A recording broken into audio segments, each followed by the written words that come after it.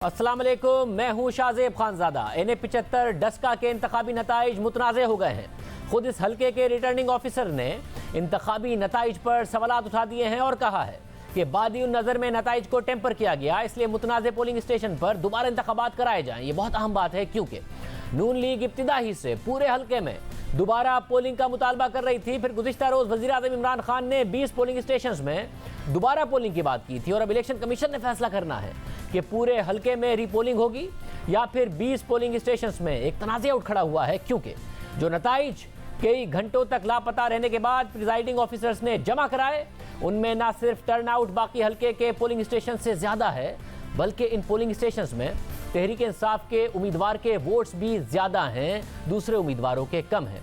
मगर इन्हीं polling stations के जो फॉर्म 45 नून लीग की उम्मीदवार ने जमा कराए हैं, उनमें टर्नआउट भी कम है और तहरीक इंसाफ के वोट्स का मार्जिन भी कम है। तहरीक इंसाफ भी ये दावा कर रही है कि उसके पास भी इन 20 पोलिंग स्टेशंस के फॉर्म 45 हैं, मगर वो अभी तक उन्हें सामने नहीं लाई है और आज इलेक्शन कमीशन के सामने भी पेश नहीं किए। ये बात इस लिहाज से अहम है कि 360 में से 337 पोलिंग स्टेशंस के जो नताइज सामने आए थे, उसमें नून लीग की बढ़तरी हासिल थी। नून लीग की उम्मीदवार को 97,588 वोट मिले थे, जबकि तहरीक इंसाफ के उम्मीदवार को 94,541 वोट मिले थे, यानी तकरीबन 3,000 वोट से नून लीग की उम्मीदवार को सबकत हासिल थी। मगर फिर जब 20 पोलिंग स्टेशंस के मुतनाज़े नताइज आए तो तहरीक इंसाफ को 7,000 वोट्स की बढ़तरी हासिल हो गई। इस हवाले से इलेक्शन कमीशन में अहम समाअत हुई है, उसकी तफसील भी आपके सामने रखेंगे। आपको ये भी बता दें कि फॉर्म 45 क्या होता है। ये फॉर्म गिनती के अमल मुकम्मल होने के बाद पोलिंग स्टेशन के प्रिजाइडिंग ऑफिसर की तरफ से जारी होता है। इसमें तफसीलात होती हैं, कितने वोट पड़े, किसने कितने वोट लिए। हल्का NA-75 के रिटर्निंग ऑफिसर की रिपोर्ट की बात करें तो 21 फरवरी को रिटर्निंग अफसर की तरफ से सेक्रेटरी इलेक्शन कमीशन को रिपोर्ट भेजी गई, जिसके मुताबिक नून लीग की उम्मीदवार सैयदा नौशीन इफ्तिखार ने 23 पोलिंग स्टेशंस के प्रिजाइडिंग ऑफिसर्स की देर से आमद पर तहफ़्फ़ुज़ात का इजहार किया और कहा कि इससे इन पोलिंग स्टेशंस के नताइज यानी फॉर्म 45 के मुस्तनद होने पर शुबहात पैदा हो गए हैं। प्रिजाइडिंग अफसरान ने जानबूझकर नताइज देर से जमा किए। नौशीन इफ्तिखार ने दरख्वास्त की है कि 23 पोलिंग स्टेशंस के फॉर्म 45 को हतमी नताइज में शुमार न किया जाए और इन पोलिंग स्टेशंस में दोबारा से पोलिंग करवाई जाए। रिपोर्ट के मुताबिक नून लीग की उम्मीदवार से दरख्वास्त की गई कि वो इन 23 पोलिंग स्टेशन से अपने पोलिंग एजेंट के फॉर्म 45 फराहम करें और अपने दावे को साबित करने के लिए ठोस मवाद भी दें, जिसके बाद नौशीन इफ्तिखार ने 18 पोलिंग स्टेशन के फॉर्म 45 जमा करवाए। जबकि इस दौरान तहरीक इंसाफ के उम्मीदवार अली असजद मली ने प्रिजाइडिंग अफसरान की जानिब से जमा कराए गए फॉर्म 45 पर इत्मीनान का इजहार कर दिया था। रिपोर्ट के मुताबिक नौशीन इफ्तिखार की तरफ से जमा कराए गए 18 पोलिंग स्टेशंस के फॉर्म 45 और प्रिजाइडिंग अफसरान की तरफ से जमा कराए गए फॉर्म 45 का जायजा लिया गया, जिससे नून लीग की उम्मीदवार की तरफ से उठाए गए तहफ़्फ़ुज़ात और खदशात को तक़वियत मिली। रिपोर्ट के मुताबिक नौशीन इफ्तिखार की तरफ से पोलिंग स्टेशंस के जो फॉर्म 45 जमा कराए गए, उनमें इन पोलिंग स्टेशन से मजमूई तौर पर 12,615 वोट्स कास्ट हुए, जिसमें 5,000 वोट नौशीन इफ्तिखार को मिले और 6,705 वोट्स तहरीक इंसाफ के उम्मीदवार असजद मली को मिले और 771 वोट्स दीगर उम्मीदवारों को मिले और इसमें से 139 वोट्स मुस्तरद हुए। जबकि ये पोलिंग स्टेशंस के मजमूई वोटों का 45% थे, यानी टर्नआउट 45% था। मगर इन पोलिंग स्टेशंस के फॉर्म 45 जो प्रिजाइडिंग अफसरान ने जमा करवाए, उसमें फ़र्क देखा गया। रिपोर्ट के मुताबिक प्रिजाइडिंग अफसरान की तरफ से जमा कराए गए फॉर्म 45 के मुताबिक नून लीग की उम्मीदवार नौशीन इफ्तिखार को 3,500 वोट्स मिले, जबकि तहरीक इंसाफ के उम्मीदवार असजद मली को 12,763 वोट्स मिले। मजमूई तौर पर कास्ट होने वाले वोटों की तादाद 18,722 थी और ये वोट्स पोलिंग स्टेशन के मजमूई वोट्स का 75% थे, यानी टर्नआउट 75% था। रिपोर्ट के मुताबिक नून लीग की उम्मीदवार और प्रिजाइडिंग अफसरान के फॉर्म 45 का तकाबली जायजा लेने के बाद ये बात जाहिर हुई कि प्रिजाइडिंग अफसरान की जानिब से जमा कराए गए फॉर्म 45 में तहरीक इंसाफ के उम्मीदवार को छोड़कर दीगर उम्मीदवारों के वोट्स में 1,543 वोट्स की कमी देखी गई और मुस्तरद वोटों की तादाद में 1,592 वोट्स का इजाफा हुआ, जिससे नून लीग की उम्मीदवार की तरफ से उठाए गए शुबहात को तक़वियत मिलती है। सिर्फ यही नहीं, दिलचस्प बात यह है कि रिटर्निंग अफसर ने जो तकाबली जायजा लिया, उसमें तहरीक इंसाफ के उम्मीदवार जो नून लीग की उम्मीदवार की तरफ से जमा कराए गए फॉर्म 45 के मुताबिक 6,705 वोट ले चुके थे, वो प्रिजाइडिंग अफसर के फॉर्म 45 के मुताबिक 12,763 वोट्स लेने में कामयाब हुए और मजमूई वोटों की तादाद जो 45% थी, वो प्रिजाइडिंग अफसरान की तरफ से जमा कराए गए फॉर्म 45 में बढ़कर 75% हो गई। टर्नआउट 75% हो गया। रिटर्निंग अफसर की रिपोर्ट के मुताबिक 13 प्रिजाइडिंग ऑफिसर्स को देर से पहुंचने और मामले की जांच पड़ताल के लिए तलब किया गया। जिसमें से 8 प्रिजाइडिंग ऑफिसर्स पेश हुए और सबका देर से पहुंचने पर एक जैसा ही जवाब था कि गिनती का अमल 10 बजे से 10:30 पर खत्म हो गया था और वो वापस रिटर्निंग अफसर के पास जा रहे थे, लेकिन धुंध की वजह से वो 4:30 बजे पहुंचे। और जब उनसे सवाल किया गया कि उन्होंने वोटों की गिनती का नतीजा व्हाट्सएप के जरिए क्यों नहीं भेजा, तो बेशतर का यही जवाब था कि उनके फोन की बैटरी लो थी। रिपोर्ट के मुताबिक सवाल जवाब के दौरान प्रिजाइडिंग अफसरान हैरान और खौफजदा नजर आए और बेतुके बहाने देते रहे कि गाड़ी सड़क से उतर गई थी, व्हाट्सएप काम नहीं कर रहा था। रिपोर्ट के मुताबिक शिकायत कुनुंदा नौशीन इफ्तिखार ने 14 पोलिंग स्टेशन के नताइज पर तहफ़्फ़ुज़ात का इजहार किया, जबकि दीगर 340 पोलिंग स्टेशन के नताइज पर एतराज़ नहीं किया। इसलिए ये तजवीज़ दी जाती है कि इन पोलिंग स्टेशन के नताइज को बरकरार रखा जाए। रिपोर्ट के मुताबिक इन पोलिंग स्टेशंस में शिकायत कुनुंदा और प्रिजाइडिंग ऑफिसर्स की तरफ से जमा कराए गए नताइज में बड़ा फर्क देखा गया है। इसलिए इन पोलिंग स्टेशंस में रीपोलिंग के बाद गैर हतमी नतीजे का ऐलान किया जाए। इस सूरत हाल को देखते हुए बादी नज़र में ऐसा लगता है कि प्रिजाइडिंग अफसरान की तरफ से नताइज में रद्दोबदल यानी टेम्परिंग की गई है और इंसाफ के मुफाद में मुनासिब होगा कि इन पोलिंग स्टेशंस में रीपोलिंग की जाए।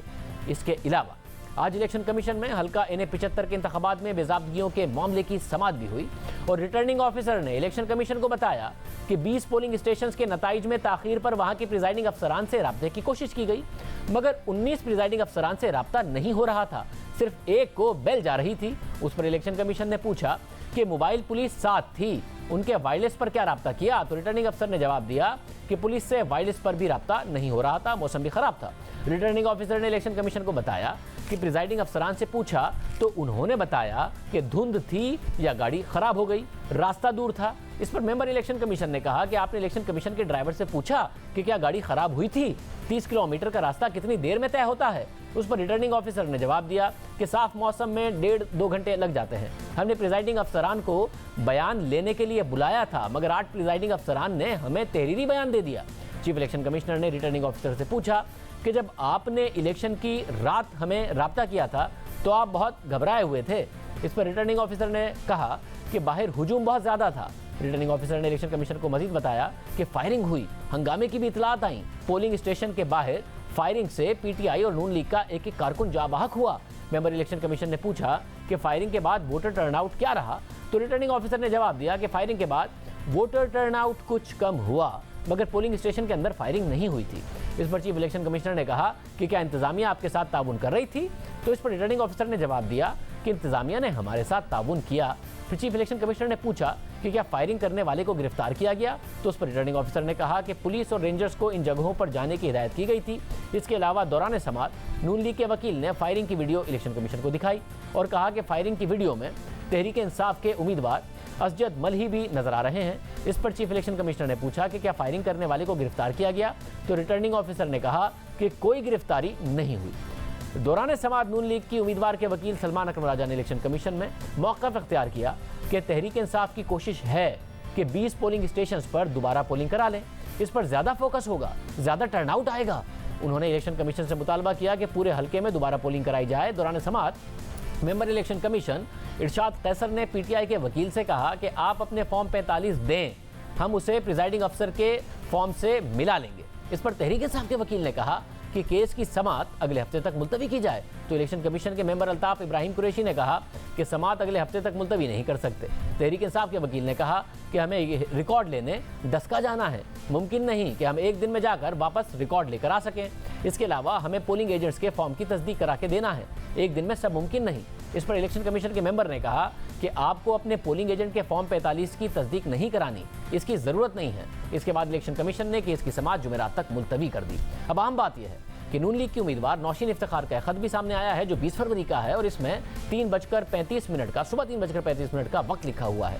इस खत में नौशीन इफ्तिखार ने लिखा है कि अब तक 337 पोलिंग स्टेशन का रिजल्ट मिल गया है, जिसके मुताबिक मुझे 97,588 वोट मिले हैं और तहरीक इंसाफ के उम्मीदवार को 94,541 वोट्स मिले हैं। 23 पोलिंग स्टेशन के नताइज 10 घंटे बाद भी मौसूल नहीं हुए। इन पोलिंग स्टेशन के नताइज हतमी नताइज में शामिल ना किए जाएं और इन 23 पोलिंग स्टेशन में दोबारा पोलिंग का हुक्म दिया जाए, यानी 23 पोलिंग स्टेशन का उनकी तरफ से उस वक्त दोबारा पोलिंग का मुतालबा किया गया था। अब पूरे हल्के में पोलिंग का मुतालबा किया जा रहा है नून लीग की तरफ से। दूसरी जानिब ये खबरें गर्दिश कर रही हैं कि डस्का में जो कुछ हुआ वो निचली सतह पर हुआ, वजीर आजम इससे लाइन थे।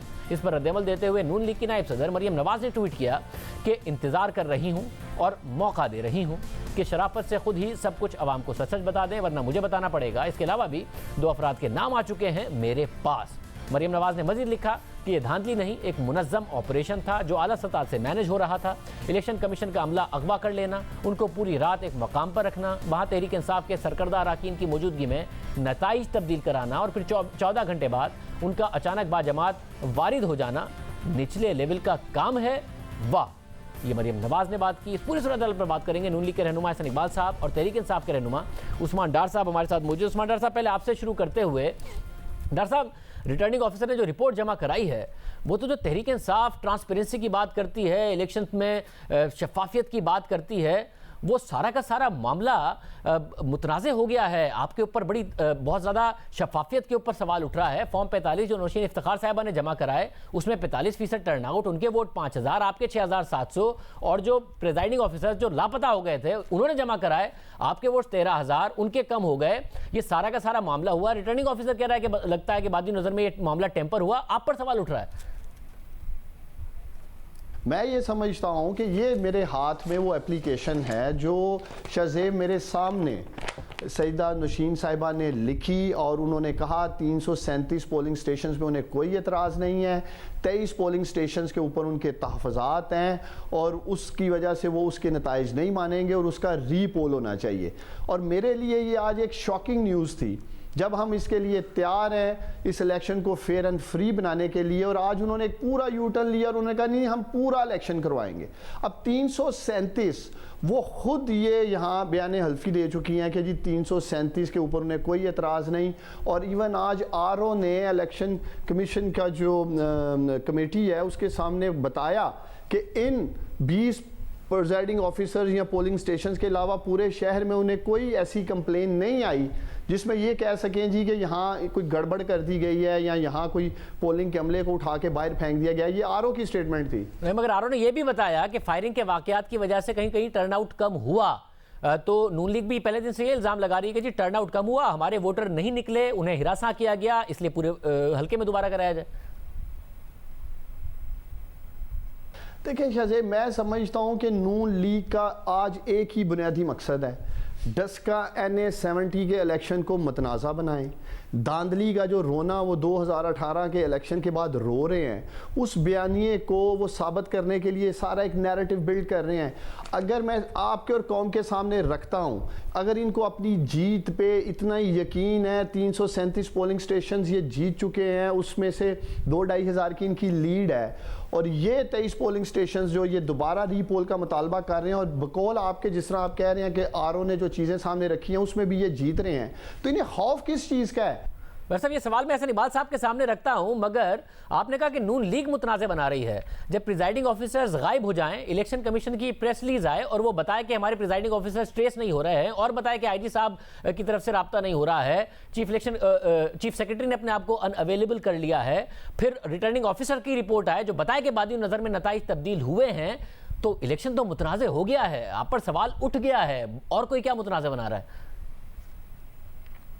नहीं, लेकिन देखिए दूसरी तरफ शज़ेब, आज मैं खुद उधर कोर्ट रूम में मौजूद था, आरओ साहब ने खुद बयान दिया है जी कि मेरे साथ तो इंतज़ामिया तावन कर रही थी, पूरा दिन मुझे इंतज़ामिया का तावन रहा है, चाहे वो पुलिस है, चाहे वो रेंजर है, चाहे वो इलेक्शन का अमला है। तो आज मैं समझता हूं कि आरओ की स्टेटमेंट ने उस प्रेस रिलीज की तो नफी कर दी है। मगर उन्होंने ही, आरओ ने ये भी अपनी उसमें कहा है, जो कि इलेक्शन कमीशन की प्रेस रिलीज को इंडोर्स कर रहे हैं, वो कि इलेक्शन कमीशन की प्रेस रिलीज ने कहा कि जी हमारे ऑफिसर नहीं आ रहे थे, ट्रेस नहीं हो रहे थे। उन्होंने भी बताया कि ट्रेस नहीं हो रहे थे, जब हुए और आए तो बहुत मनगढ़ंत उनकी तरफ से बयानात दिए गए और किस किस्म की उनकी तरफ से रीजनिंग दी गई।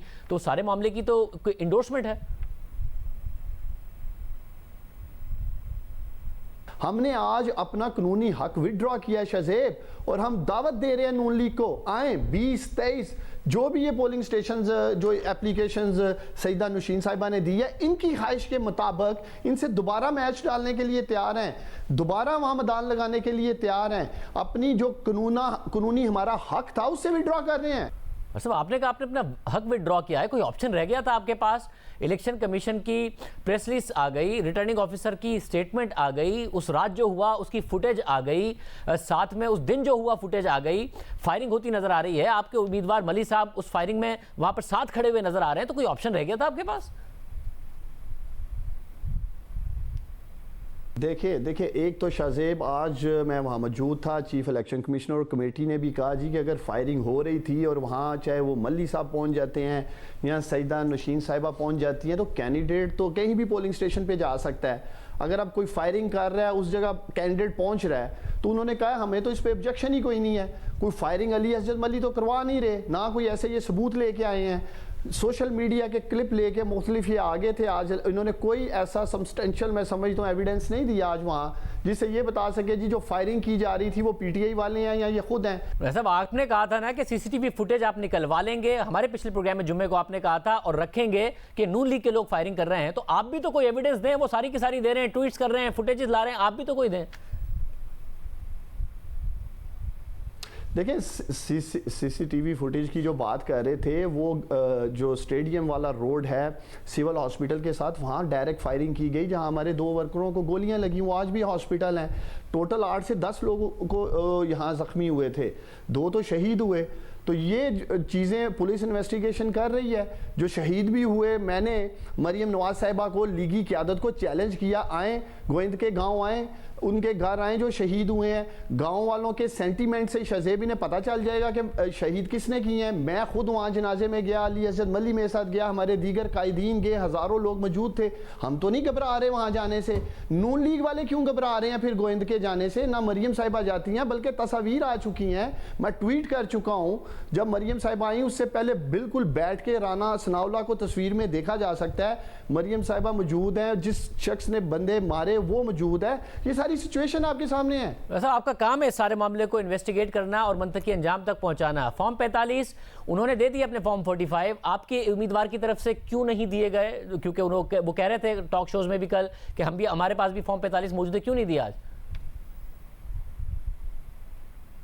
देखिए उन्होंने कल तक का हमें वक्त दिया है। अब हमने कॉल की है, जहां हमारे सेंट्रल ऑफिस में जितने हमारे पास फॉर्म 45 है हम जमा करा देंगे। लेकिन एक बात शाहजेब, आप गवाह हैं, आपके रिपोर्टर ने पिछले प्रोग्राम में मैंने पूछा जी कि उस्मान डार जिस पोलिंग स्टेशन को मरियम नवाज साहिबा कह रही हैं जी मशीर ने उसको पूरा हाईजैक कर रखा था और अंदर ठप्पे मार रहा था, आप गवाह हैं। आपके रिपोर्टर ने कहा था ग्राउंड में कि उस्मान डार ने कोई ठप्पे नहीं मारे हैं। मतलब आपने ये दावा किया था कि मैं निकल नहीं सकता था और वहाँ मैसूर हो गया था, तो रिपोर्टर ने बताया कि आप जा सकते थे और वो सारा मामला हो सकता था, आप ही ने कहा था उनको लेने का। मगर आप लोगों ने आज एक हफ्ता क्यों मांगा फॉर्म 45 के लिए? जब वो नून लीग की उम्मीदवार दे रही है तो आपको भी अपने देने चाहिए था कि दूध का दूध पानी का पानी हो जाता।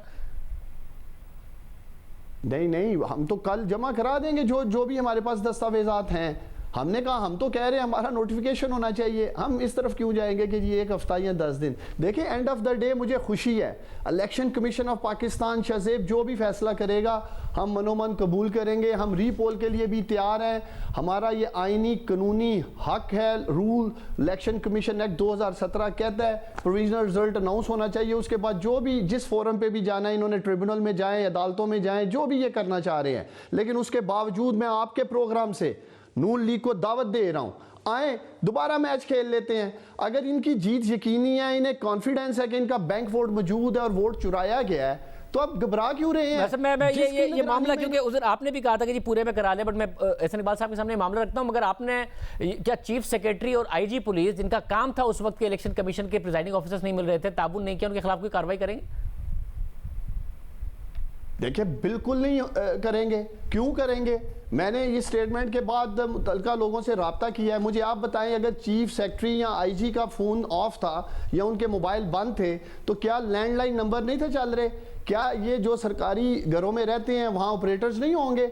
जिस वक्त इनसे रब्ता किया गया, जिससे जो इन्फॉर्मेशन मांगी गई मिल रही थी। मैं समझता हूँ कि यहाँ थोड़ा सख्त अल्फाज का इस्तेमाल किया गया। ये तो आरओ ने कहा है कि मेरे साथ इंतजामिया तावन कर रही थी। उस्मान डार साहब पूरे मीडिया पर चल रहा था, चीफ सेक्रेटरी से एक दफा राब्ता हो गया था, उसके बाद क्या वो खुद राब्ता नहीं कर सकते थे कि जी आपके प्रिजाइडिंग ऑफिसर्स कहाँ हैं, हमारी बुनियादी जिम्मेदारी है इस सारे के सारे मामले की? आईजी साहब खुद नहीं कर सकते थे? उन्हें मीडिया पर नहीं दिख रहा था क्या हो रहा है? देखिए मैं समझता हूँ कि इंतहाई जिम्मेदारी के साथ हमारी रेंजर्स ने, हमारी एडमिनिस्ट्रेशन ने, हमारी पुलिस ने इस इलेक्शन को कंडक्ट किया है। अब ये जो कंट्रोवर्सी लेके आ रहे हैं जी कि शायद एडमिनिस्ट्रेशन ने मिलकर इलेक्शन को लूटने की कोशिश की है, उसका फाइनली यही सलूशन है कि जिधर इनके तफजात हैं उधर हम इलेक्शन लड़ने के लिए तैयार हैं। लेकिन दूसरी तरफ शज़ेब, मीडिया में आप देखें ना क्या रिपोर्ट किया जा रहा था, 1-2 बजे तो तकरीबन सारे ही चैनल्स ये दिखा रहे थे कि नून लीग जीत गई है, इलेक्शन के तमाम गैर सरकारी नतायज आ चुके हैं, 1.5 लाख वोट नून लीग ले गई है, 1.25 लाख पीटीआई ले गई है। आखिरकार कौन ये प्रोपेगेंडा कर रहा था मीडिया के ऊपर जिससे हमारा वर्कर डिमोरलाइज होकर घरों में बैठ जाए? तो ये प्री प्लान इन्होंने एक मुनज़्ज़म तरीके से इस इलेक्शन को ट्विस्ट किया है और ये जो नैरेटिव लेके आ रहे हैं उसका इंशाल्लाह ताला आप देखेंगे इनको जवाब रीपोल की शक्ल में भी मिल जाएगा डस्के के लोगों से। बहुत शुक्रिया उस्मान साहब का मौक़िफ़ आपने सुना। हमारे साथ कमर दिलशाद साहब, साबिक secretary election commission of Pakistan मौजूद हैं। कमर दिलशाद साहब, ज़ाहिर एक कह रही है कि पूरा हल्के में हो, दूसरी कह रही है कि जी उनमें ही हो जिसमें होना था। पहली रिक्वेस्ट भी नून लीग की तरफ से यही थी और पोलिंग रिटर्निंग ऑफिसर ने भी यही कहा है। क्या कहता है कानून, क्या ऑप्शन हैं इलेक्शन कमीशन के पास? कानूनी तौर पर रिटर्निंग ऑफिसर ने जो सिफारिशात की है वो इलेक्शन कमीशन ऑफ पाकिस्तान उनकी रिपोर्ट पर अमल दरामद करने का पाबंद है। इस लिहाज से रिटर्निंग ऑफिसर इलेक्शन कमीशन का इंतहाई अहम फोकल पर्सन है और उन्होंने जो ज़मीनी हक़ाइक़ को देखते हुए जो रिपोर्ट तैयार की है और प्रेजाइडिंग ऑफिसर ने जो बेकायदगी बेज़ाब्तगी हुई करवाई गई है या की गई है उसके नुक्ता नज़र से जो उनकी सिफारिशात है उसकी नज़र में जो माजी के तमाम तजर्बात को देखते हुए हम इस नतीजे पर पहुँचे हैं कि हमेशा ऐसे मौक़ों पर चंद पोलिंग स्टेशनों पर ही दोबारा इंतखाबात होते रहे हैं। लेकिन जहाँ तक कि पूरे हल्के का इंतखाब का सवाल है, ठीक है कि जो रिपोर्टें आ रही थी उसके मुताबिक उसकी रफ्तार सुस्त थी या वोटर्स को अंदर जाने की दिक्कतें पेश आ रही थी, उनके साथ हंगामा राई भी हो रही थी, फायरिंग भी हो रही थी। ये सारे मामला तो अपने जगह पे हम भी देखते रहे, आप भी देखते रहे। लेकिन इलेक्शन कमीशन ऑफ पाकिस्तान ने जो अमल दरामद करना है वो रिटर्निंग ऑफिसर की हतमी रिपोर्ट पर करना है कि जो उन्होंने सिफारिशात की है। अब उन्होंने अगर 14 पोलिंग स्टेशन पर सिफारिश की है तो मुमकिन है कि इलेक्शन कमीशन ऑफ पाकिस्तान अपने सवाबदीदी इख्तियारात को या ज़मीनी हक़ाइक़ को देखते हुए ये 22 या 23 पोलिंग स्टेशनों पर दोबारा इंतखाब करवाने का हुक्म दे सकता है। ये माजी में भी होता रहा है, लेकिन बहरहाल पूरे हल्के में जो है इंतखाब कराना जो है वो मेरी नुक्ता नज़र से या मेरी नाक़िस राय के मुताबिक ये दुरुस्त भी नहीं है और आइंदा के हमारे माजी के जो तजर्बात हैं वो भी हमें ये बताते हैं कि जहाँ हंगामा राई होती है उन्हीं जगहों पर पोलिंग स्टेशनों पर दोबारा इंतखाब होता है। अच्छा, और जो इंतजामिया ने अगर ताउन नहीं किया और प्रेस रिलीज में भी उन्होंने लिखा आईजी चीफ सेक्रेटरी के हवाले से, तो क्या कोई कार्रवाई होनी चाहिए या बस अगर रीपोल हो जाता है तो मामला ख़त्म हो जाता है? इलेक्शन कमीशन ऑफ पाकिस्तान ने जो अपना एलामिया जारी किया उस पर उन्होंने सूबाई हुकूमत के अदम तावन के बारे में भी अपने तहफ़्फ़ुज़ात का इज़हार भी किया और उन्हें बिल्कुल खुल के कहा कि भाई सूबाई गवर्नमेंट के अफसरान ने इलेक्शन कमीशन के साथ तावन नहीं किया। उनके लॉ ऑर्डर के जो जिम्मेदार थे उन्होंने भी इलेक्शन कमीशन के टेलीफोन पर अटेंड नहीं किए, चीफ सेक्रेटरी ने भी ऐसे ही सुस्त रवैये से जवाब दिया और इसी तरह आईजी पंजाब ने तो इंतहाई मुजरमाना तौर पर इलेक्शन कमीशन ऑफ पाकिस्तान के साथ तावन नहीं किया।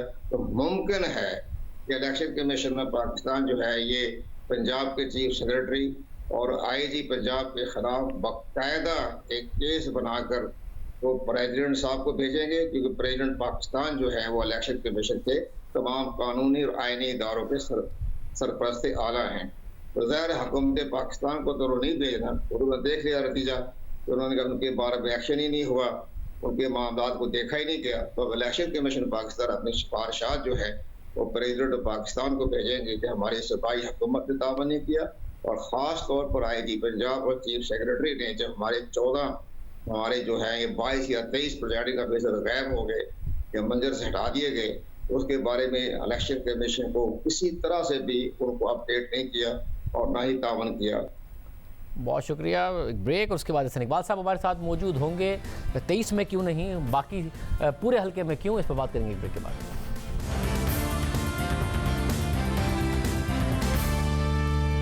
पहले मुतालबा मुतनाज़े पोलिंग स्टेशन पर इलेक्शन का था, अब नून लीग पूरे हल्के में इलेक्शन क्यों चाहती है, बात करेंगे हसन इकबाल साहब से। हसन इकबाल साहब बहुत शुक्रिया।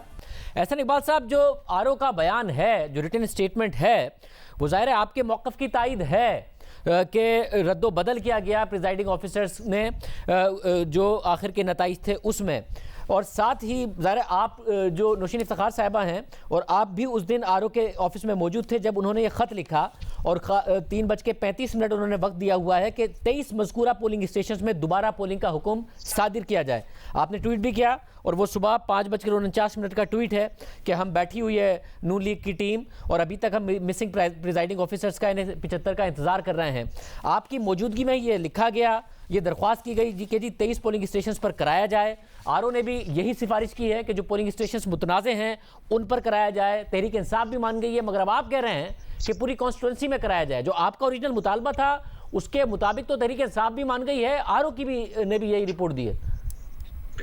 देखिए शाहजेब, सबसे पहले तो मैं वाजे करना चाहूँगा, ये जो मेरी ट्वीट है इसके ऊपर PTI वालों ने बड़ा तूफान खड़ा किया है कि ये लोग गैर कानूनी तौर पे वहाँ मौजूद थे।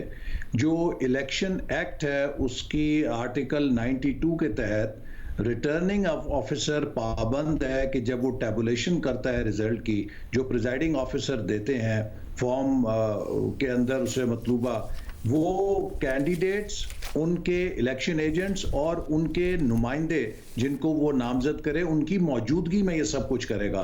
तो हम अगर रिटर्निंग ऑफिसर के पास टैबुलेशन रिजल्ट के वक्त मौजूद थे तो सिर्फ हम ही नहीं थे बल्कि PTI की भी पूरी टीम वहाँ पे मौजूद थी, तो इसमें कोई बेकायदगी नहीं। अब दूसरी बात यह है कि जो इलेक्शन नताइज आए हैं, जैसा कि आपने देखा है कि उसमें अब तकरीबन ये बात साबित हो गई है कि उन्हें टैंपर किया गया। हमने 2 दरखास्तें दी हैं इलेक्शन कमीशन को। एक तो उन 23 पोलिंग स्टेशंस के बारे में है जो कि सुबह 5-6 बजे तक जिनका पता नहीं था कि वो कहाँ चले गए हैं, उन्हें ज़मीन खा गई है, उन्हें आसमान ने उठा लिया है, वो प्रिजाइडिंग ऑफिसर कहाँ है। और जब वो वहाँ पर नताइज लेके सुबह तशरीफ़ लाए तो वो बड़े बौखलाए हुए थे, और जो उन्होंने नताइज दिए वहाँ पे 75, 80, 90% कास्टिंग थी, जबकि पूरे हलके के अंदर 35-40% कास्टिंग होती रही। और दूसरे हमने एक दरख्वास्त दी थी कि 36 पोलिंग स्टेशन जो डस्का सिटी के हैं वहाँ पर सुबह से लोग नामालूम फायरिंग करके खौफ को हरास पैदा कर रहे थे, और इस बात की वीडियोस मौजूद हैं। इसके साथ साथ उन शहर के पोलिंग स्टेशंस के दरवाजों को पोलिंग टाइम के अंदर बंद रखा गया। कई घंटे वहां पे पोलिंग का जो अमल है उसे बंद रखा गया ताकि वोटर जो है वहां से तंग आके चले जाएं और कम से कम वोट्स कास्ट हो सकें। लिहाजा डस्का सिटी के अंदर एक डिलिबरेट प्लान के तहत, जहां पे मुस्लिम लीग नून का बहुत स्ट्रांग होल्ड था, वोट्स की कास्टिंग को लो रखने के लिए खौफ व हरास पैदा किया गया और पोलिंग स्टेशन के दरवाजे बंद रखे गए। और आपने कई वीडियोस इसकी देख ली होंगी। इसलिए हम समझते हैं कि इस इलेक्शन को इस सतह के ऊपर मुतासिर किया गया है कि इसका जो ओवरऑल नतीजा है वो बहुत मशकूक हो चुका है। और इलेक्शन का जो एक्ट का 9 आर्टिकल है वो इलेक्शन कमीशन को ये इख्तियार देता है कि अगर वो ये समझे कि किसी हलके के अंदर इलेक्शन जो है वो इस कदर मुतनाज़ा है कि जिससे लोगों की फेयर एंड फ्री इजहार करने का मौका नहीं मिला, तो वो रीपोल वहां पर ऑर्डर कर सकता है। मगर ऐसा इकबाल साहब, इसका मतलब यह है कि आपको कॉन्फिडेंस नहीं है कि जो मुतनाज़े पोलिंग स्टेशन हैं उन पर अगर दोबारा पोलिंग होती है तो आप इलेक्शन जीत जाएंगे, क्योंकि उससे पहले, मुतनाज़े से पहले जो 337 का नतीजा आया था उसमें आपकी लीड थी 3045 वोट्स की, और अगर जो फॉर्म 45 नौशीन साहिबा ने जमा कराए हैं उसके मुताबिक अगर नतीजा आ जाता तो आप तकरीबन 1340 वोट से जीत जाते। मगर जाहिर है वो फ्लिप हो गया और आप की जो लीड है वो ख़त्म हो गई। तकरीबन 6000 वोट से आप लोग हारते हुए नजर आते हैं, जो प्रिजाइडिंग ऑफिसर ने जमा कराया, जिसको आरओ कह रहा है कि ये मशकूक है। तो आपको कॉन्फिडेंस नहीं है कि अगर इसी में दोबारा करा दें, जो आपकी पहली एप्लीकेशन थी 23, तो आप जीत नहीं पाएंगे? देखिए शाहजेब, जितना हक उन 23 पोलिंग स्टेशन के वोटर्स का है कि उनका वोट काउंट किया जाए, उतना ही हक उन 36 पोलिंग स्टेशंस के रिहायशियों का जो डस्का सिटी के हैं हक है कि उनके वोट भी काउंट किए जाएं। हर वोट काउंट करना और उसको अपनी आज़ादी से कास्ट करवाना, ये वो फर्ज है जो इलेक्शन कमीशन देता है पोलिंग के अमले को। और वहां पर यकीनन जो डस्का सिटी है वहां पे 36 पोलिंग स्टेशंस जिनकी वीडियोस मौजूद हैं, जहां पर दरवाजे बंद रखे गए, हमारी जो कैंडिडेट है वो जाके दरवाजे पटक रही थी, वहां के जो वोटर्स हैं दरवाजे पटक रहे थे। तो इसको यकतरफा तौर पे नहीं रखा जा सकता कि उन 23 पोलिंग स्टेशन के वोटर्स का हक तो माना जाए, लेकिन उन हजारों वोटर्स को जो डस्का सिटी के अंदर डिसइनफ्रेंचाइज किए गए हैं, हम उनके हक को नजरअंदाज कर। मगर ऐसा इकबाल साहब, फिर इस तरीके से आइंदा कोई भी बाई इलेक्शन या कोई भी इलेक्शन होगा उसमें यह सवाल उठा दिया जाएगा कि जी पोलिंग नहीं पूरी हो सकी थी, इस किस्म का माहौल पैदा किया गया था जिसकी वजह से पोलिंग नहीं सही तरीके से हुई, तो उसको चैलेंज कर दिया जाएगा। जो आपका इनिशियल मुतालबा था उस पर आपको कॉन्फिडेंस रखते हुए नहीं आगे बढ़ना चाहिए, क्योंकि जो रिटर्निंग ऑफिसर है उसने भी आपके मौक़िफ़ की हद तक तायद की है कि जो बाद के प्रिजाइडिंग ऑफिसर्स हैं उनमें से जो हैं उनके मशकूक नजर आते हैं, जिसकी वजह से वो भी कह रहे हैं कि इस पर रीपोल किया जाए। लेकिन हमारे इस बात की भी तस्दीक हुई है कि शहर के अंदर मुसलसल लोग खौफ और हरास पैदा कर रहे थे और पोलिंग स्टेशंस को घंटों बंद रखा गया है। मैं फिर ये बात दोहराऊंगा कि हम कोई ऐसा मुतालबा नहीं कर रहे जो एक शिकायत है, ये वो एम्पेरिकल एविडेंस है कि जो मीडिया के सामने भी है, जिसकी वीडियोस मौजूद हैं कि पोलिंग स्टेशंस के दरवाजे बंद हैं, वोटर्स वहां पे दरवाजों को दोनों हाथों से पीट रहे हैं कि खुदा के लिए दरवाजे खोलो, हम वोट डालना चाहते हैं, और उन्हें बाहर हजूम और मगर इसके बावजूद भी आप लोग इलेक्शन की रात तक तो मुतमईन थे जब तक आपकी लीड थी इन वाले नताइज पर। नहीं, तो अगर आप जीत जाते उसी रात और ये प्रिजाइडिंग ऑफिसर का मसला ना होता तो आपने कबूल कर लेना था और जश्न मना लेना था। अब मसला हो गया, इलेक्शन कमीशन ने एक्शन भी ले लिया, तो आप पूरे खुद वहां पे रात को मौजूद था। हमने 2 दरखास्तें रात ही के वक्त डाली थी, रिटर्निंग ऑफिसर को और एक चीफ इलेक्शन कमिश्नर को। रिटर्निंग ऑफिसर को जहां पे इन 23 पोलिंग स्टेशंस की दरखास्त दी गई थी, साथ ही गालबन 36 पोलिंग स्टेशन है डस्का सिटी के, उनकी भी दरखास्त दी गई थी। और इसी तरह चीफ इलेक्शन कमिश्नर को भी दरखास्त दी गई थी, जिसमें दोनों सेट्स ऑफ पोलिंग स्टेशन, 23 वो जिनके रिजल्ट नहीं आए थे और 36 वो जहां पे वोटर्स को वोट डालने से रोका गया था, उन दोनों के बारे में हमने शिकायत की थी कि इन दोनों में रीपोल किया जाए। अब ये बताएं कि जो उस वाकया हुआ, आपका शक किस पर है? हुकूमत पर है, नीचे की लीडरशिप की सतह पर है, या इदारों पर है? आज मरियम नवाज शरीफ साहिबा ने ट्वीट किया है कि 2 अफराद के तो नाम आ चुके हैं उनके पास, और उन्होंने ये भी कहा कि धांधली नहीं, एक मुनज़्ज़म ऑपरेशन था जो आला सतह से मैनेज हो रहा था। ये आप एग्जैक्टली किस पर डाउट कर रहे हैं? देखिए, मैं समझता हूं कि इसमें बिलाशुबा मेरे पास भी इतलात हैं और एविडेंस है कि इसमें सियालकोट पुलिस पूरी तरह मुलव्वस थी, और जब सियालकोट पुलिस मुलव्वस थी तो उसके अंदर ज़िलाई इंतज़ामिया बिल्कुल मुलव्वस होगी, और जब ये दोनों मुलव्वस होंगे तो पंजाब की इंतज़ामिया भी उसमें मुलव्वस होगी। और इसको जिस मुनज़्ज़म तरीके से किया गया, जब तक कि इसको ऑर्गेनाइज ना किया जाता ये नहीं हो सकता था। इसीलिए मैं समझता हूं कि ये एक बहुत डिफाइनिंग मोमेंट है। इस इलेक्शन कमीशन ने नए आम इंतखाबात कराने हैं जब भी वो होंगे, और अगर हमने उन एहलकारों को जिन्होंने इस मकरूह काम में हिस्सा लिया है निशाने इबरत ना बनाया, तो फिर हमारे मुल्क में फेयर एंड फ्री इलेक्शन का सवाल खत्म हो जाएगा। ये देखिए, मर्डर से बड़ा क्राइम है। एहलकार कौन? जो ऑन ग्राउंड थे, या फिर जो उनको उठा के लेके गए जिनका पता नहीं है, या फिर आईजी और चीफ सेक्रेटरी जो कि उस वक्त कोऑपरेट नहीं कर रहे थे रात को, जैसा कि इलेक्शन कमीशन की प्रेस रिलीज में अनअवेलेबल हो गए? किसको? मैं समझता हूं कि इलेक्शन कमीशन को इसमें जायजा लेना चाहिए। जो भी मुलव्वस पाया जाता है उसको एक एग्जाम्पल सेट करनी चाहिए, ताकि आइंदा पाकिस्तान का कोई एहलकार, चाहे उसका ताल्लुक किसी महकमे से और किसी शोबे से हो, वो ख्वाब के अंदर भी इलेक्शन को चुराने का ना सोच सके। देखिए, ये बैलेट जो है ना, ये सबसे सेक्रेट ट्रस्ट है। ये वो ट्रस्ट है जिसके लिए हजरत इमाम हुसैन रजी अल्लाह अन्हु ने करबला के मैदान में अपने खानदान की गर्दन कटा ली, लेकिन इस पे समझौता नहीं किया, इसकी हिफाजत की है। आज पूरी दुनिया में ये एक बहुत हसास मसला बन चुका है, लिहाजा जो शख्स वोट पे डाका डालता है वो एक्ट ऑफ ट्रीजन कमिट करता है। लिहाजा respect votes of the nation, ये एक ऐसी चीज है कि जिसके ऊपर हमें इस पूरे केस को एक मिसाल बनानी चाहिए। बहुत शुक्रिया संगबाज साहब की गुफ्तगू आपने सुनी। एक और अहम खबर है, उस पर बात करेंगे एक ब्रेक के बाद।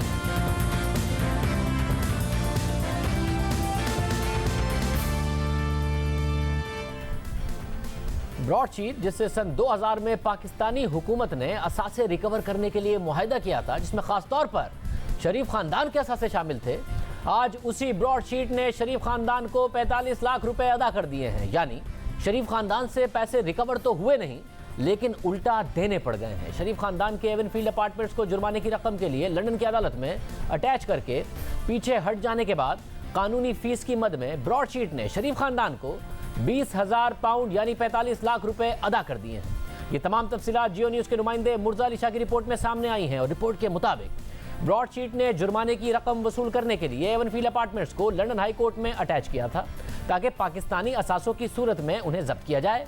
और शरीफ खानदान ने भी केस लड़ने का फैसला किया। फिर 19 अक्टूबर 2020 को इस केस की समाअत रखी गई, मगर फिर इस केस की समाअत 17 दिसंबर तक मुलतवी हो गई और फिर 2 दिसंबर को ब्रॉडशीट शरीफ खानदान के असासे अटैच करने के केस से दस्तबरदार हो गया। और फिर 17 दिसंबर को पाकिस्तानी हाई कमीशन के बैंक अकाउंट्स फ्रीज करने का फैसला किया गया। रिपोर्ट के मुताबिक मुकदमा हारने वाले या मुकदमे से पीछे हटने वाला शख्स दूसरे फरीक को मुकदमे में आने वाले अखराजात की अदायगी करता है। इस तरह ब्रॉडशीट शरीफ खानदान को 20,000 पाउंड यानी 45 लाख रुपए की अदायगी के लिए रजामंद हुआ। क्या तफसीलात हैं, जानेंगे जियो न्यूज़ के नुमाइंदे मुर्जा अली शाह से। मुर्जा, बहुत शुक्रिया। मुर्जा, आपने तफसील से इस स्टोरी को कवर किया है, रिपोर्ट्स दी हैं। होना तो ये था कि ब्रॉडशीट शरीफ खानदान के असासे पकड़ता और फिर पाकिस्तान वो असासे रिकवर करता और ब्रॉडशीट को कमीशन देता, मगर सब कुछ उल्टा हुआ है। पाकिस्तान ने ब्रॉडशीट को पेनल्टी दी है, ब्रॉडशीट ये रकम दे रहा है उनको जो उनकी लीगल फीस है। क्या हो रहा है, क्या तफसीलात है? शाहजेब, ब्रॉडशीट जो अटैचमेंट एप्लीकेशन दी थी, उन्होंने ये कहा था, चूंकि नेशनल अकाउंटेबिलिटी ब्यूरो का ये कहना है कि जो 4 एवनफील्ड अपार्टमेंट्स है ये पाकिस्तान की मलकियत है, लिहाजा उनका ये कहना था कि इनके ऊपर जो चार्ज दिया जाए, फाइनल जो चार्ज दिया जाए, ताकि ब्रॉडशीट इन फ्लैट्स को बेचकर वो अमाउंट रिकवर कर सके जो तकरीबन 30 मिलियन की जो बनती है। लेकिन उससे जो ब्रॉडशीट को एडवाइस मिला था अपने वकला की तरफ से कि जो नैब की जो जजमेंट है वो फ्लॉड है और ये कि उसका जो निल्सन एंड नस्कोन है उसके ऊपर उसका इतलाक नहीं होगा। और चूंकि ये फ्लैट्स उनकी मलकियत है, इस पर 2 दिसंबर 2020 को ब्रॉडशीट ने जो एवनफील्ड अपार्टमेंट्स हैं उनके ऊपर जो अटैचमेंट एप्लीकेशन वो विड्रॉ कर दी थी। उसके बाद जो शरीफ फैमिली के वकला हैं, और फिर आपको याद होगा कि 17 दिसंबर को फाइनल चार्जिंग ऑर्डर मिला था इंटरिम थर्ड पार्टी, जिसके बाद पाकिस्तान के अकाउंट्स फ्रीज करने का ऑर्डर आया था और 29 मिलियन उससे निकाले गए जो ब्रॉडशीट ने लिए। लेकिन उसके फौरन बाद जो शरीफ फैमिली के वकला है उन्होंने ब्रॉडशीट पर केस कर दिया और उनको ये कहा कि आपकी जो एप्लीकेशन थी वो चूंकि उसके जो मेरिट नहीं बनता था और आपने हमारा टाइम ज़ाया किया, हमारे पैसे ज़ाया करवाए, हमें अपने वकला को एंगेज करना पड़ा। इस बुनियाद पर उन्होंने केस किया और फिर कोर्ट में जो ब्रॉडशीट के वकला है उन्होंने कहा कि हम इस केस को फाइट नहीं करना चाहते और उन्होंने अब ये लीगल सेटलमेंट की है। जो इंग्लिश लॉ है उसके मुताबिक जो लीगल कॉस्ट 2 पार्टीज पे करती हैं, या वो पार्टी जो भाग रही होती है या वो पार्टी जो केस छोड़ के जो हार जाती है। इस केस में जो इंग्लिश लॉ के तहत चूंकि ब्रॉडशीट के पास जो केस था वो केस यहाँ उन्होंने छोड़ा है, उन्होंने एप्लीकेशन दी और फिर उन्होंने एप्लीकेशन विड्रॉ की, यानी वो केस से दस्तबरदार हुए अपने जो लीगल एडवाइस है उसकी रोशनी में। लिहाजा उनको तकरीबन 20,000 पाउंड की जो कीमत है वो जो लीगल कॉस्ट है वो पे करनी पड़ी है। जो शरीफ फैमिली के वकला है उन्होंने हमें स्टेटमेंट में बताया कि वो तकरीबन 35,000 पाउंड तक ब्रॉडशीट से क्लेम कर सकते थे, लेकिन चूंकि ब्रॉडशीट लिक्विडेशन में है और जो पैसे अभी तक जो कबे मूसवी को मिले इसके हवाले से ये क्लियर नहीं है कि उनको कितने मिलेंगे। लिहाजा उन्होंने इसमें बेहतर यही समझा कि 20,000 पाउंड जो इनिशियल ब्रॉडशीट ने उनको सेटलमेंट की ऑफर की है वो उनसे ले लें और इस केस से जान छुड़ाएं। बहुत शुक्रिया। मुर्जा अली शाह तफसीलात बता रहे थे। साथ ही इस पूरे मामले पर आज नून लीग की नायब सदर मरियम नवाज ने रद्द अमल देते हुए ट्वीट किया कि ब्रॉडशीट को लंदन फ्लैट्स के बारे में सवाल उठाने और फिर अदालत से भाग जाने पर नवाज शरीफ के वकला को 45 लाख रुपए अदा करने पड़े। झूठ और फरेब के खेल में इसी तरह लेने के देने पड़ जाते हैं, कुछ शर्म कुछ हया। एक और ट्वीट करते हुए उन्होंने कहा कि ब्रॉडशीट तो अपने झूठे इल्जामात पर अदालत में इज्जत अफजाई करवा चुकी है, मगर अभी इन लोगों का एहतसाब बाकी है जो पाकिस्तानी अवाम का पैसा अपनी जाती अना की जंग में झोंकते रहे। जो छुप छुप कर ब्रॉडशीट वालों को मिलते थे और अपना हिस्सा मांगते थे, अब सब हकाइक अवाम के सामने आएंगे। इमरान खान और उसके हवारियों को भी जुर्माने अदा करने होंगे, जो खजाने से नहीं ज़ाती जेबों से निकलवाए जाएंगे। वज़ीर-ए-आज़म के मुशीर बराए एहतिसाब मिर्ज़ा शहजाद अकबर ने मरीम नवाज़ को जवाब देते हुए ट्वीट किया कि ब्रॉडशीट ने एवनफील्ड अपार्टमेंट्स अपने पैसे की अदायगी के लिए जब्त करवाने की कोशिश की, जो वो हार गए और कानून के मुताबिक वकला का खर्च देना पड़ा। इससे आपके गुनाह, जराइम और कैलिबरी फॉन्ट वाली बोंगियां नहीं धुलती। वैसे आज तक आप इन फ्लैटों की मनी ट्रेल भी ना दे सके। जहां ट्विटर पर यह बहस देखने में आई, वहीं जस्टिस रिटायर्ड अजमत सईद की सरबराही में ब्रॉडशीट मामले की इंक्वायरी हो रही है और आज इस कमीशन की तरफ से एक एलामिया भी जारी किया गया है, जिसके मुताबिक कमीशन ने नैब से मुतालिका रिकॉर्ड का मुतालबा किया था, जो नैब की तरफ से जमा करवा दिया गया है। नैब के 4 साबिक सरबराहान का हल्फिया बयान ले लिया गया है। इसके अलावा लंदन के साबिक डेप्यूटी हाई कमिश्नर, वजारत कानून के साबिक ज्वाइंट सेक्रेटरी और कुछ दीगर अफसरान और लोग जो ब्रॉडशीट के साथ वाबस्ता थे, उनके बयानात भी रिकॉर्ड कर लिए हैं। गवाहों को हिदायत की गई है कि कमीशन को जब ज़रूरत महसूस हुई तो वो दोबारा पेश हो। शरीफ खानदान और दीगर लोगों के बैरून मुल्क असासे रिकवर करने के लिए सन 2000 में ब्रॉडशीट के साथ मुआहदा किया गया। पाकिस्तान को अब तक मिला कुछ नहीं है, लेकिन मुआहदे की खिलाफ वर्जी पर जुर्माने की सूरत में पाकिस्तान ब्रॉडशीट को $28 मिलियन की अदायगी कर चुका है और शरीफ खानदान, जिनके खिलाफ ये सारा मामला शुरू किया गया, ब्रॉडशीट ने उसी खानदान को 45 लाख रुपए अदा कर दिए हैं और पाकिस्तान में इस सारे मामले की, ब्रॉडशीट के सारे मामले की तहकीकात ये कमीशन कर रहा है। प्रोग्राम में आगे बढ़ते हैं। बच्चों को अब जिस्मानी सज़ा देने की किसी को इजाज़त नहीं होगी। जो ऐसा करेगा उसे अदालत में मुकदमे का सामना करना पड़ेगा। इस हवाले से आज कौमी असम्बली में एक अहम बिल की मंजूरी दे दी गई है। डिप्टी स्पीकर कासिम सूरी की ज़ेर सदारत होने वाले इजलास में नून लीग की महनाज अकबर अजीज़ ने बच्चों को जिस्मानी सज़ा देने के खिलाफ बिल पेश किया, जिसके हक में असम्बली के अराकीन की अक्सरियत ने वोट दिया। बिल के मुताबिक बच्चे को यह हक हासिल है कि उसकी शख्सियत और इनफरादियत की तकरीम की जाए। बच्चों पर तशद्दुद करने वाले को मुलाजमत में तनज़ुली, मौतली, बर्खास्तगी और जबरी रिटायरमेंट की सज़ा दी जाएगी। बच्चों पर तशद्दुद का मुर्तकिब शख्स मुस्तकबिल में किसी मुलाजमत का अहल तसव्वुर नहीं होगा।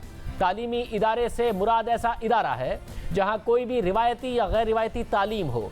18 साल से कम उम्र तमाम अफराद बच्चों की तारीफ में शामिल होंगे।